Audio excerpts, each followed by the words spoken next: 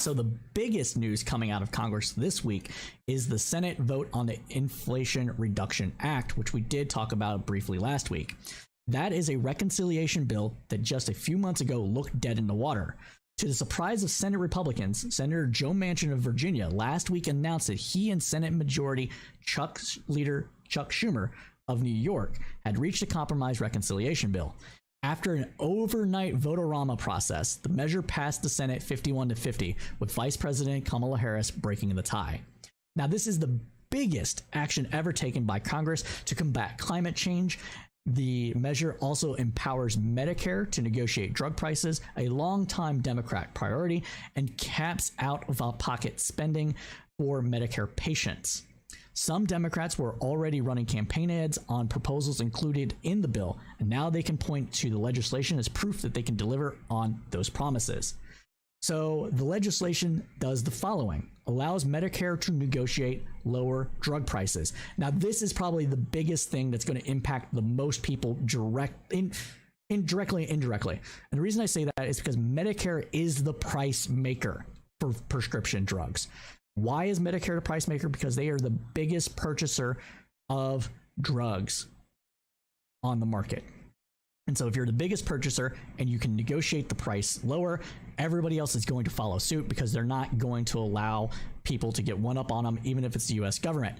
So this is going to lower drug cost across the board, at least for the drugs that Medicare will negotiate. There's some issues in there where they're only doing like 10 drugs at a time, stuff like that. But it is going to have real material impact on everybody, not just people that are on Medicare. Now, for people that are just on Medicare, it is capping out-of-pocket prescription drug cost for seniors.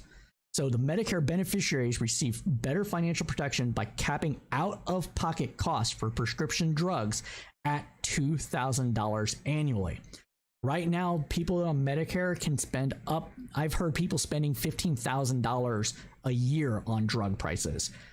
The government is going to pick up the rest of that tab, and out of pocket, they're going to only have to spend $2,000. So if you're one of those people that have a lot of prescription drugs, if a family member has to spend a lot on insulin or what have you, this is going to be directly impacting your finances in a beneficial way.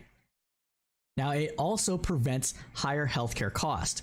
Health coverage will be more affordable for more than 10 million people because the Inflation Reduction Act extends Enhanced Affordable Care Act marketplace subsidies through 2025. Prior to this legislation, that subsidy was going to expire at the beginning of next year, or at the end of this year. It cracks down on big pharma greed by preventing drug companies from hiking prices above the rate of inflation. Again, drug prices have exceeded the rate of inflation a lot in the last 10 years, and we're going to say no more to that. Now, it also is going to cut down on carbon pollution dramatically. With this bill, emissions in 2030 are projected to be 40% below peak levels, putting our climate goal of cutting pollution to half of peak levels by the end of the decade within reach. But on that other end, while that people might think that is going to lead to increased prices for energy, the bill actually tackles that on the back end as well, and it's moving to lower energy cost. It does this by doing the following things. First off is that fossil fuels that drive inflation, but the bill is going to help families switch to cheaper electricity for home heating, cooking, and vehicles, helping Americans cut their utility bills and skip the gas station. Now, with that, people might say, oh, this is only going to impact people that can utilize those tax credits, and people that rent aren't going to experience it. No. People that rent are going to experience this too, because there is every incentive to rental units to also upgrade their appliances, even on the low end, because they're going to get the tax incentive, so it's going to be cheaper for them. And over the long run, replacing a refrigerator that's 10 years old is more cost effective, especially with a subsidy, than fixing it and delaying that for another 5 years. So that's going to improve people's lives as well. Now, the average household is expected to save $500, and even households that don't make the switch will see lower electricity and natural gas prices. due to some of the things that are in the bill, such as increasing the amount of energy being brought online. Total spending in oil could go down by nearly 25% over the decade. This is an estimate based on the amount of energy production that's going to switch to greener energy. So we're talking wind, solar, hydropower, maybe some fuel cells, or electric cars. Also, it would provide middle and working class consumers with a tax credit for the purchase of cleaner vehicles that are made in North America, specifically made in America, which is Biden's like bring back made in America, bring back all these things. So not only will that help, families switch over to a cheaper electric car in terms of maintenance and gas prices, but it will also help generate jobs in the United States by providing subsidies that go towards American manufacturers. Now it also has created jobs, like I just said, through those subsidies. The bill also builds a new clean energy manufacturing economy by investing in refurbishing old factories, building new factories, requiring high wages, and mandating apprenticeship training for companies using clean energy tax credits. The bill will spur domestic production of batteries, solar panels, wind turbines, and more, setting the United States up to compete in the global clean energy economy and creating millions of clean energy jobs. Now, it also invests in communities that have suffered the most from environmental and health hazards. So communities who have experienced dangerous, long-standing environmental and health threats will have access to $3 billion in environmental and climate justice block grants to cut pollution and improve public health. In all, it will fund $60 billion worth of environmental justice priorities. Now, people might think that environmental justice is just a buzzword, communism by another name, what have you. Wrong. Okay? The reason why environmental justice is important is because we have communities that have been devastated by pollution and polluters and things of that nature, that the government has already come through, fined the company no longer is in business, but the damage remains there. You have people living on sites that are hazardous to their health, and the money that is designated for these initiatives are to clean up those areas, or absent the ability to clean them up to make them livable, help people move to other areas to avoid health hazards. That is going to be a huge boon on the economy in those local areas. And it's good that this is finally being tackled in a more systemic way. Now, this bill also cracks down on wealthy tax cheats. So the lack of adequate enforcement funding led to a massive drop in the rate of audited U.S. households earning $5 million or more per year, plummeting to just 2% in 2019 from a rate of over 16% in 2010. New funding in this bill will help enforce the tax code more fairly. Now, there's been a lot of talk online about the IRS going after middle class and lower income people. Some studies show that they do have, over the last 10 years or so, gone after more lower income people. Part of that reason is because of lack of funding to do complicated tax audits of people that make more money and have the ability to dodge taxes in more comprehensive ways. Now, the bill itself doesn't say and make any mention of hiring 87,000 new IRS agents. Even if it did, that wouldn't necessarily be a bad thing, and it wouldn't necessarily mean coming after you. What it does mean is that the IRS has been gutted over the last 10, 15 years. It's been a cause du jour for Republicans to go after the IRS and defund it, starve the beast so it can't do its job properly. And, they don't like taxes anyways. They would rather the IRS doesn't exist, right? It's one of the top 4 abolished government agencies that's called into question, right? But when the IRS says it's going to hire more agents, it's not talking about door kickers. It is talking about everybody that works for the IRS. We're talking people that enforce tax compliance, which means accountants. We're talking about people that are agents on the phone. So when you have an issue with your taxes or you're having an issue with your refund, you call them. They're an IRS agent. That's what they're called.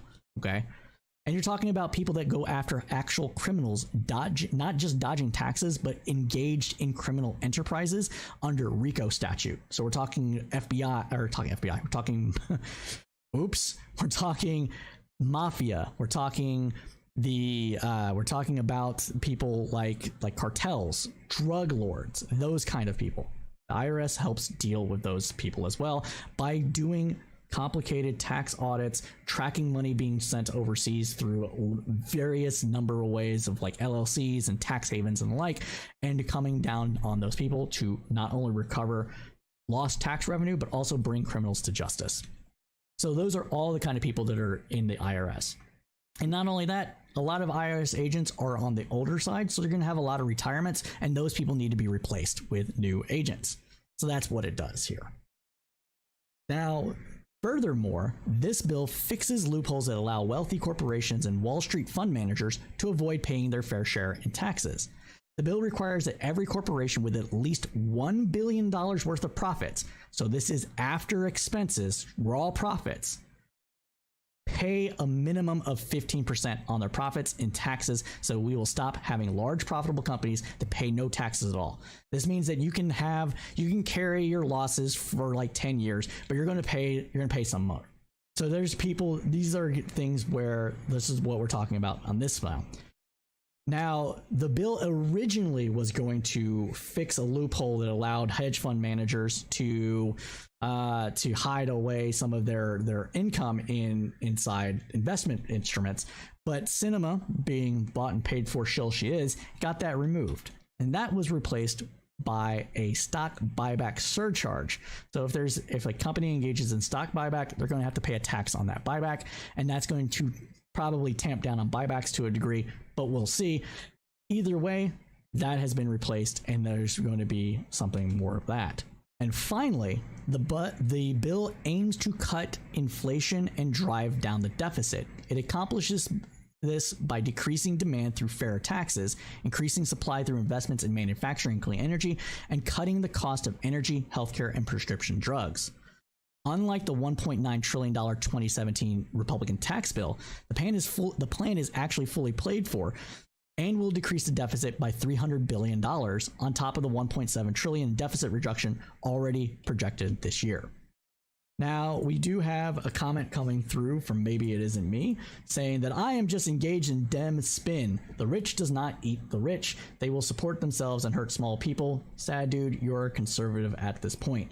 No, dude, I'm not being conservative. So what this essentially boils down to is it's a difference of opinion about what the IRS is going to do. The IRS with this money isn't going to go after low-hanging fruit. One, it would be a marketing disaster for them to do so at this point. All eyes are on the IRS. If they go after the lower income people that are like avoiding paying $10,000 on under the table money, they're going to be looked at and scorned, and everybody's going to hate them. They're going to want to get some big wins straight off with this new hiring spree that they're going on. So they're going to go after people they're talking Bernie Madoffs of the world, right?